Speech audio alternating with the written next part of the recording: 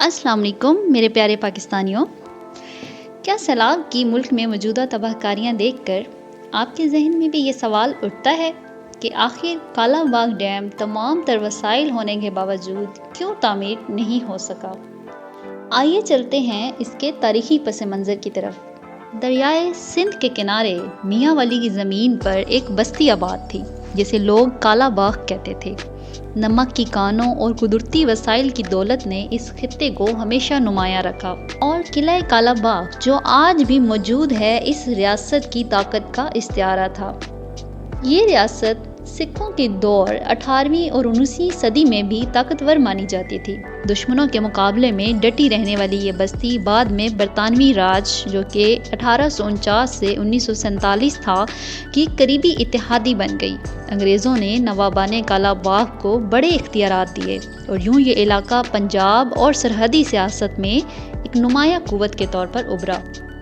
نواب خاندان کی سب سے مشہور شخصیت تھے نواب ملک امیر محمد خان، جن کی پیدائش 20 جون 1910 کو ہوئی۔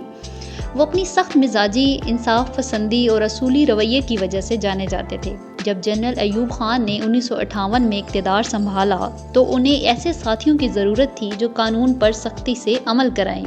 اس لیے 1960 میں نواب ملک امیر محمد خان کو مغربی پاکستان کا گورنر بنایا گیا۔ ان کے دور حکمرانی میں سختی اور رعب کی فضا قائم رہی، لیکن طاقت ہمیشہ قائم نہیں رہتی۔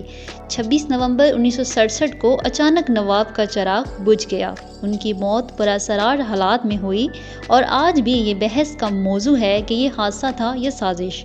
ان کے ساتھ ہی ریاست کالا باغ کی سیاسی بلندی کا سب سے نمایاں باب بند ہو گیا۔ نواب کے زمانے میں ہی دریائے سندھ پر بڑے آبی منصوبے سوچے جانے لگے۔ 1950 کی دہائی میں حکومت نے فیصلہ کیا کہ بجلی، زراعت اور سیلابی کنٹرول کے لیے نئے ڈیم بنائے جانے چاہیے۔ کالا باغ کو اس مقصد کے لیے موزوں مقام قرار دیا گیا۔ ایوب خان کا دور جو کہ 1958 سے 1969 تھا، اس دور میں تربیلا اور منگلا ڈیم مکمل ہوئے۔ کالا باغ ڈیم بھی ایجنڈے میں شامل تھا مگر عملی شکل نہ پا سکا۔ 1977 سے 1988 جو کہ ضیاء الحق کا دور تھا، اس زمانے میں منصوبے کے نقشے، مطالعے اور عالمی اداروں کی رپورٹس تیار ہوئیں۔ لگنے لگا تھا کہ اب یہ خواب حقیقت بن جائے گا، لیکن کچھ نہ ہو سکا۔ 2004 میں اعلان کیا پرویز مشرف نے کہ کالا باغ ڈیم ضرور تعمیر ہوگا، مگر جیسے ہی اعلان ہوا صوبوں میں اختلافات کی آگ بھڑک اٹھی اور منصوبہ پھر رک گیا۔ کالا باغ کی کہانی دو رخ رکھتی ہے۔ ایک رخ وہ جو ریاست ہے جو سکھوں کے دور میں طاقتور رہی، برطانوی راج میں اتحادی بنی اور جس نے نواب ملک امیر محمد خان جیسے حکمران کو جنم دیا۔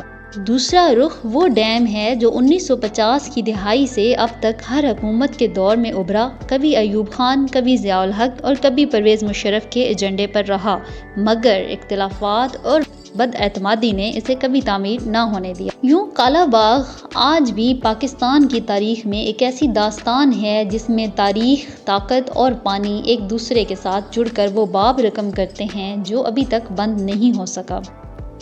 یہ ڈیم جو خوشحالی کی علامت ہونا تھا، سیاست کا سب سے بڑا تنازع بن گیا۔ سندھ کو خدشہ تھا کہ ڈیم کے بعد ان کے حصے کا پانی کم ہو جائے گا اور ڈیلٹا نمکین پانی میں ڈوب جائے گا۔ خیبر پختونخوا کو ڈر تھا کہ نوشہرہ اور قریبی زمینیں جھیل کے پانی میں ڈوب جائیں گی۔ بلوچستان شکایت کرتا رہا کہ پانی کی تقسیم میں ہمیشہ نظر انداز کیا جاتا ہے۔ یوں سندھ، خیبر پختونخوا اور بلوچستان کی اسمبلیوں نے باضابطہ طور پر اس کے خلاف قراردادیں منظور کیں اور صرف پنجاب اور وفاقی ادارے آج بھی اس ملکی خوشحالی کی علامت قرار دیتے ہیں۔